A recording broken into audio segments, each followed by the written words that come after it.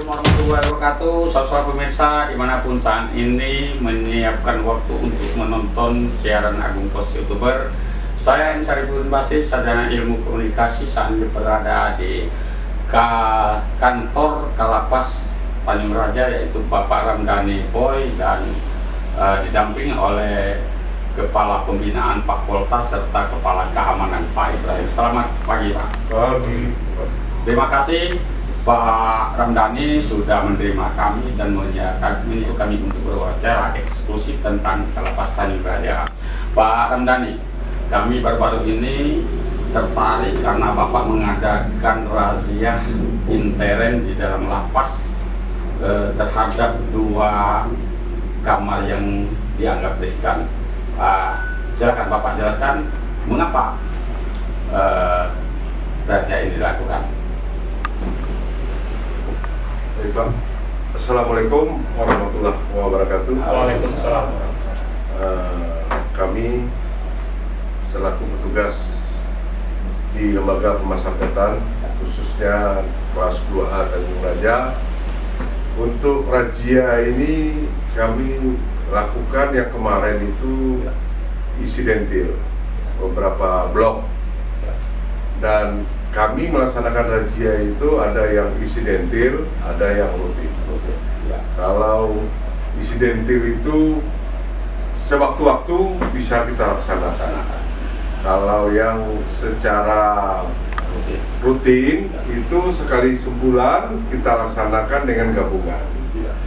Gabungan ini bisa kita laksanakan sendiri, bisa juga kita menggandeng APH lain seperti BNNK Ogan Ilir, Polres,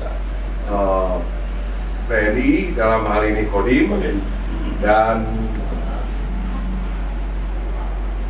3 unsur ya, BNN, Polres, dan TNI dengan petugas kami. Juga bisa kalau ada indikasi pengembangan dari penyidik, Polres, dan BNN, kita laksanakan tes urin kepada warga binaan. Dan ini sudah kita agendakan sekali 3 bulan untuk gabungan razia. Khusus yang kemarin yang kita laksanakan itu adalah sifatnya insidentil, karena sewaktu-waktu di lapas ini situasinya bisa berubah-ubah. Jadi kelihatan aman, padahal situasinya agak panas. Pak Ramdhani, kan ada 2 kamar yang menjadi sasaran razia kemarin. Insidentil. Itu dianggap berbahaya, kenapa? Bukan berbahaya, Pak. Jadi di era pandemi ini, COVID-19 ini, untuk kunjungan keluarga itu ditiadakan kunjungan konvensional yang secara langsung ketemu keluarga dengan warga binaan. Jadi kita hanya menyiapkan kunjungan online. Jadi bisa mereka mendaftar di sentra pelayanan untuk ketemu dengan keluarganya secara virtual. Di dalam mereka akan berhadapan dengan komputer visi yang kita siapkan. Berapa lama itu online-nya? 15 menit untuk 1 orang. Apakah bisa mereka bertatap muka di situ? Bertatap muka secara video call, bisa. Video call. Artinya bisa bicara-bicara juga? Bisa. Jadi dengan tidak adanya kunjungan secara konvensional, bertemu muka langsung, ini kerinduan mereka itu sangat memuncak.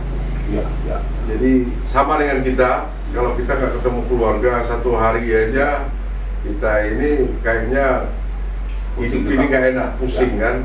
Apalagi mereka dengan waktu sudah berbulan-bulan tidak ketemu, jadi ada kerinduan ini sehingga mereka bisa jadi sensitif, mudah tersinggung. Untuk meredakan ini kita lakukan pembinaan, ada rohani, jasmani, keterampilan, kesenian. Itu salah satu juga untuk membuat mereka tidak jenuh dengan kondisi yang ada. 2 kamar yang berbeda dari kamar-kamar yang lain, ini warga di sana itu warga yang bagaimana? Apa pembunuhan berat misalnya, atau narkoba, khusus narkoba atau bagaimana? Kemarin kita kamar narkoba ya, yang kita razia. Ini kita lihat situasi Pak, dan strategi pengamanan kita lihat kalau di suatu tempat itu, di suatu kamar itu sudah sering terjadi selisih paham, nah, kita harus datangkan kamar itu, kita lakukan razia supaya tidak ada hal-hal yang bisa membuat mereka menjadi kontak fisik. Apalagi sajam kita bersihkan, dan narkoba juga kita bersihkan di lapas. Dalam razia saat itu ditemukan juga saja Pak alat-alat yang... Kalau alat-alat yang tidak diperbolehkan ditemukan. Itu datangnya dari mana Pak? Nah ini kadang-kadang bisa lewat titipan. Jadi kayak sikat gigi itu mereka patahkan ininya, kepalanya, itu mereka runcing, bisa dijadikan senjata. Iya, bisa dijadikan senjata. Nah itu saja Pak. Kalau narkoba, kami juga punya tupoksi untuk menzirokan lapas ini dari narkoba. Berapa banyak tahanan narkoba Pak? Dari 944 orang, itu 70% narkoba. Pengedar, pemakai, semua galo-galo. ada pemakai, ada bandar, ada penjual. Satu lokal Pak. Mereka kita klasifikasikan, kita pisahkan penempatannya. Untuk yang kriminal satu blok, dan kamar mereka blok narkoba juga tersendiri. Kalau tidak salah mendapatkan HP juga Pak? Ya, ada HP. Datangnya dari mana? Nah ini mereka tidak mengaku dari mana, dan tidak mengaku bahwa itu punya saya, kan gitu. Sehingga kita tidak bisa tingkatkan dari mana HP-nya, dan juga tidak ada indikasi ada digunakan untuk transaksi narkoba. Ya, HP-nya kami sita, kami pecahkan, dan pada saatnya nanti kami musnahkan. Itu deteksi bahwa mereka tidak bisa menggunakan keluar hak itu Pak? Kami dalam pengamanan 24 jam itu ada 3 shift.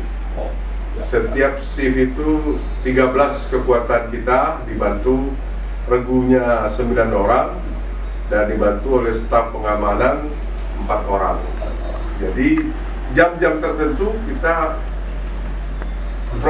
kontrol keliling dan deteksi dini. Kalau ada yang kedapatan mereka pegang HP, kita langsung ambil. Masuknya HP mungkin tidak ada indikasi kamping dengan petugas kita. Kalau untuk bisa jadi kali petugas, tapi kami juga memperkecil kemungkinan tersebut, karena setiap yang masuk, termasuk saya selaku kalapas, masuk pintu 1 saya digeledah. Seluruh petugas yang masuk digeledah badan dan barang bawaannya. Nah, jadi kita perkecil kemungkinan tersebut. Lantas pergaulan mereka di dalam dengan lapas warga binaan yang lainnya gimana? Kalau interaksi mereka seperti masyarakat luas. Mungkin di sini mereka merekam HP masyarakat warga binaan yang lain.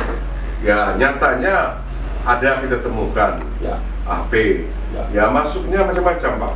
Di dalam nasi, sampai mohon maaf Pak, di dalam celana dalam yang dipakai oleh pembesuk bisa. Tapi mengeluarkan dari mana? Mengeluarkan maksudnya? Ya kalau dia di dalam celana dalam mengeluarkan, mereka kan tahu oleh tugas. Kalau pada saat kunjungan konvensional itu mereka kan ketemu. Jadi bisa saat mereka duduk di pojok bisa mengasihkan. Artinya kita ekstra ketat menjaga mereka. Betul. Dan ekstra ketat juga mengadakan pembinaan pada betul. Pak lapas.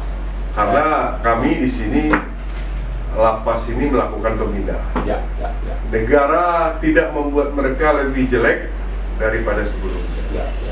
Masyarakat sudah menstigma mereka sebagai sampah masyarakat. Ya. Tapi kami di sini tetap menerima mereka dan membimbing dan membina mereka supaya mereka kembali lagi ke masyarakat, menjadi masyarakat yang taat pada hukum dan norma-norma Kembali ke jalan yang benar. Kembali ke jalan yang benar. Pak Lapas, saya dengar di sini over kapasitas. Betul. Kapasitas kita ini berapa dan sekarang ada berapa? Kapasitas lapas kita 402 ya. 402. 402, sekarang 944 warga binaan. 100%. 100%. Bagaimana pembinaan ini dengan kapasitas 400 tapi ternyata 900? Ya, Pembinaan 900 orang ini. memang dengan kapasitas yang melebihi 100% lebih, Ya. untuk pembinaan tidak bisa secara menyeluruh bisa Ya. kita ikut sertakan. Ya. Karena pembinaan di sini ada pembinaan jasmani, Ya. rohani, dan keterampilan. Ya. Nah, kalau jasmani, olahraga, mereka harus sehat.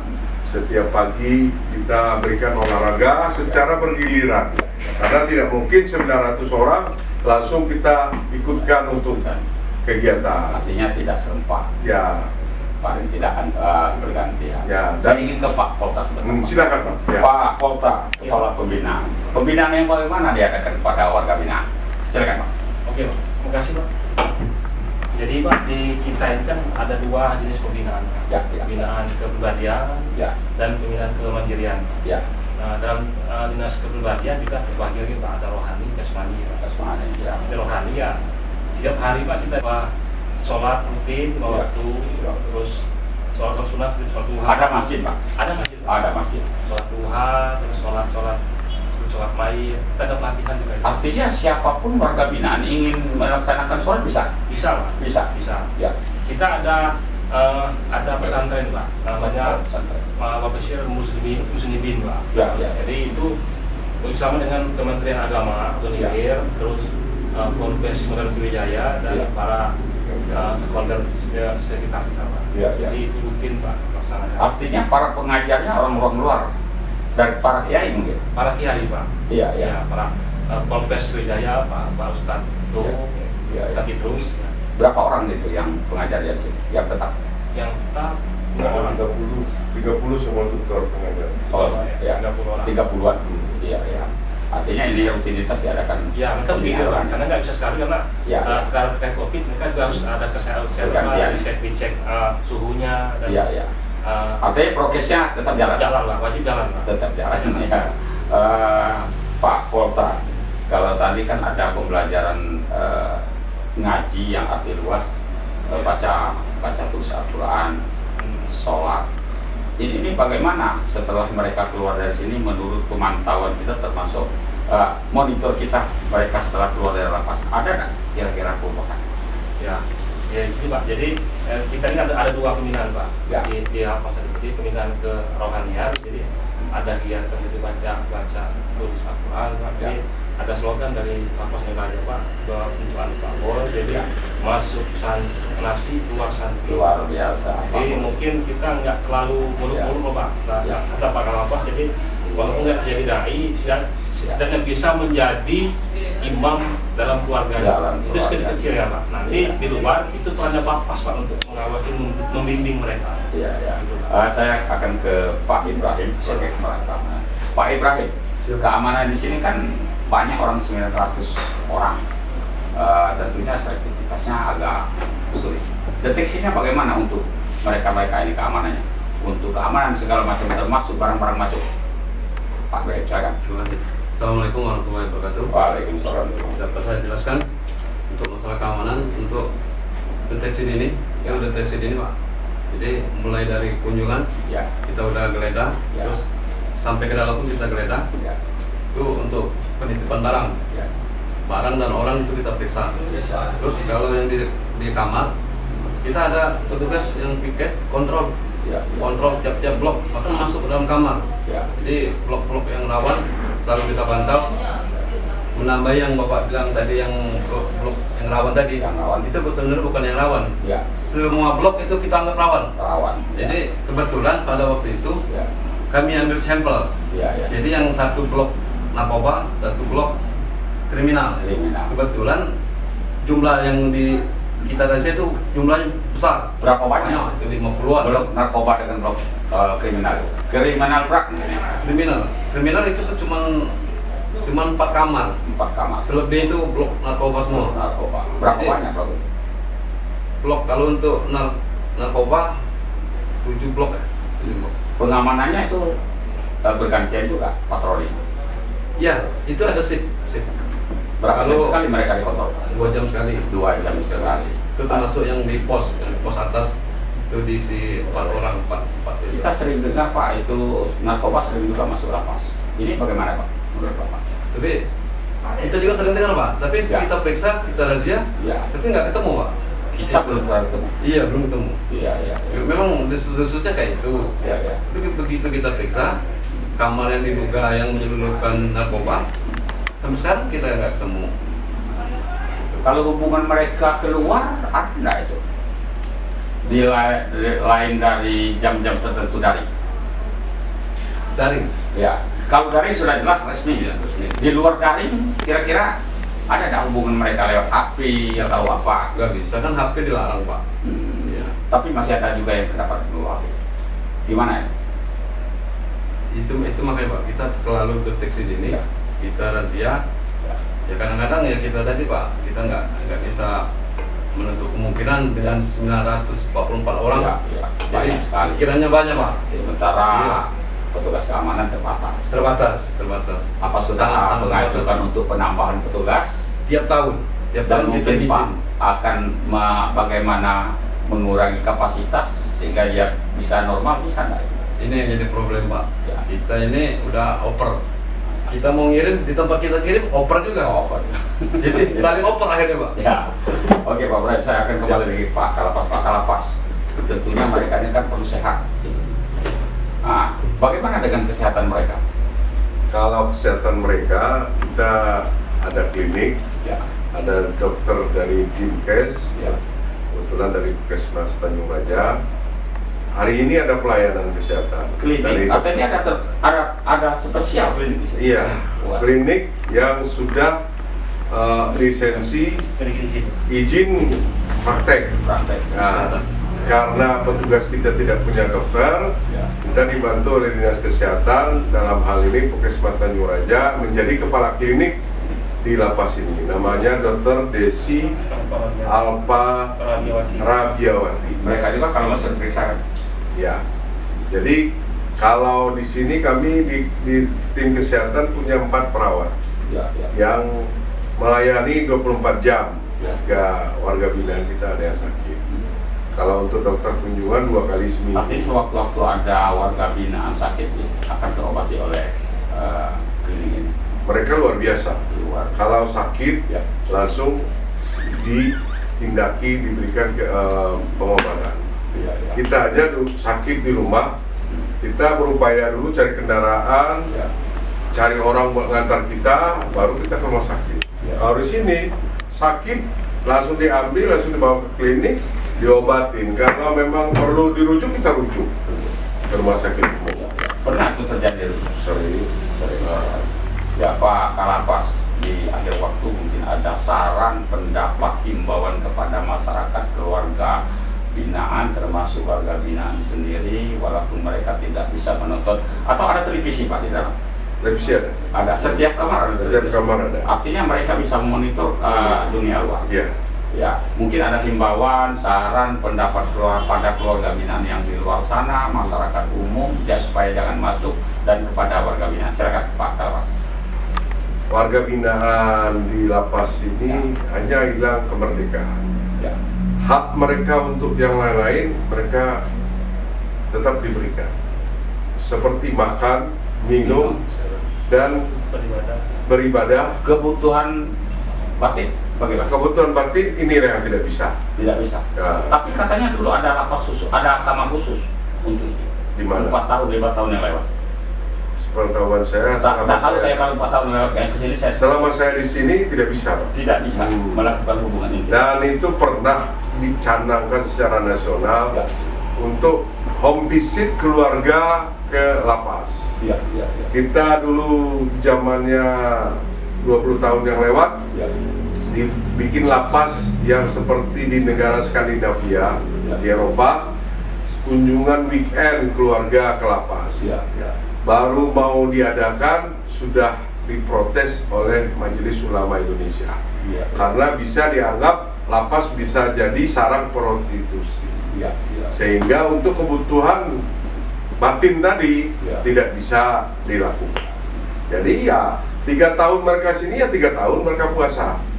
Ya, Itu risikonya perbuatan. Ya. Ya, karena negara tidak memberikan Ya. izin dan fasilitas untuk mereka melakukan hubungan suami istri. Kalau makan minum mereka bagaimana perharinya? Mereka 3 kali sehari atau 3 kali sehari. 3 kali sehari. Dan menu mereka sudah ditentukan standar Palang Merah Internasional. Ya. Berapa gram gizinya, berapa gram proteinnya, itu sudah ada takarannya. Artinya itu kan ada efek kesehatan juga. Ya. Semuanya ada berapa? Enak juga tinggal di Pajar. Ya, enak Pak. Kami ini petugas belum tentu dalam seminggu makan daging. Ya, mereka Mereka 2 kali makan daging.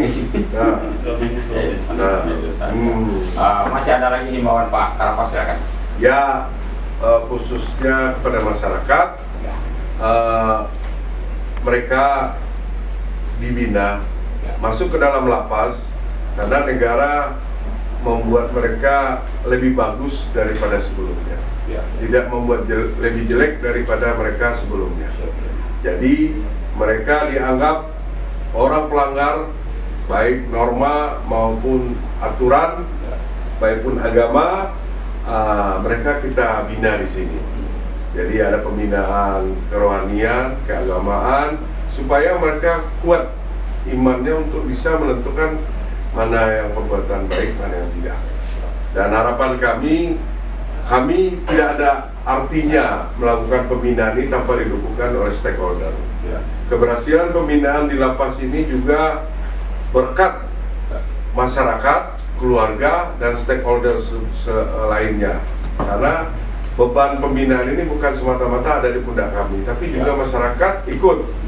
Dalam hal ini contohnya, kalau mereka sudah bebas, stigma ini kan melekat. Ya. Seorang pencuri bebas kembali ke keluarganya, pada saat 2 hari kemudian ada kemalingan di lingkungan tempat tinggalnya, yang akan dituduh adalah yang baru bebas tadi, karena belum tentu dia yang melakukan. Itu stigma itu berlaku terus, sehingga gerakan mereka, sosialisasi mereka di masyarakat jadi sempit, sehingga untuk cari makan aja mereka susah, akhirnya berbuat lagi. Semacam hukum alam, Pak. Semacam hukum alam. Jadi stigma inilah yang perlu dihilangkan, bahwa orang keluar dari lapas itu sudah kami bina dan bisa dimasyarakatkan kembali. Artinya walaupun di sini fasilitasnya lengkap, makan, minum, pengobatan teratur, tapi jangan mau masuk penjara, Pak. Seenak-enaknya di dalam lapas, lebih enak di luar. Ya. Di luar walaupun cuma makan sambal sama sayur, Ya. lebih nikmat. Karena apa? Kemerdekaan itu Ya. sangat mahal. Terutama yang sudah berkeluarga. Ya, betul. Ya.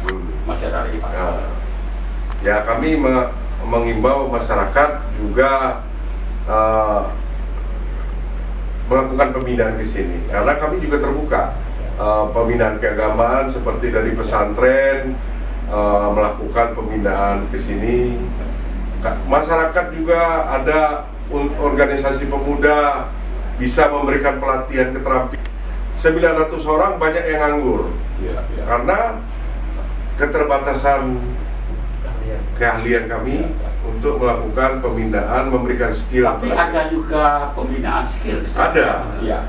Handicraft ada, Ya. bikin berbagai macam kerajinan tangan, ada perkebunan, ada yang baru kami resmikan sarana asimilasi edukasi di luar tembok. Itu berlaku untuk semua warga binaan termasuk yang baru masuk atau orang-orang yang sudah ramai? Orang-orang yang sudah melewati setengah dari masa pidana dan pengetahuan mendapat sudah klasifikasi berkelakuan baik dan tidak mengganggu stabilitas keamanan di lingkungan luar. Dan bukan kasus narkoba, kasusnya kriminal yang bisa kita asimilasikan di luar. Khusus dalam masa pandemi ini, berdasarkan Permen tahun 2020, ada percepatan pulang di masa pandemi. Kami sudah mengeluarkan sekitar 42 orang warga binaan. Mereka sebenarnya mendapatkan ilmu pengetahuan dari sini Ya, untuk menata hidup di luar. Dan kalau mereka percepatan itu, mereka bebasnya belum bebas murni. Kalau mereka melanggar lagi, mereka bisa kembali lagi ke sini. Itu dipantau oleh Balai Pemasyarakatan. Aftercare-nya, pembinaan setelah di lapas ini oleh Bapas Balai Pemasyarakatan. Pak Kalapas, Pak Ramdhani, Boy, terima kasih banyak sudah dalam waktu yang singkat sudah banyak sekali yang kita dengar penjelasan tentang Kalapas kelas 2 Tanjung Raja. Pak Polta, terima kasih banyak. Pak Ibrahim, terima kasih. Saudara pemirsa, demikian wawancara eksklusif kami dengan Kalapas beserta 2 orang staf. Lebih kurang kami mohon maaf pada Allah, saya mohon ampun saya dengan wassalamualaikum warahmatullahi wabarakatuh.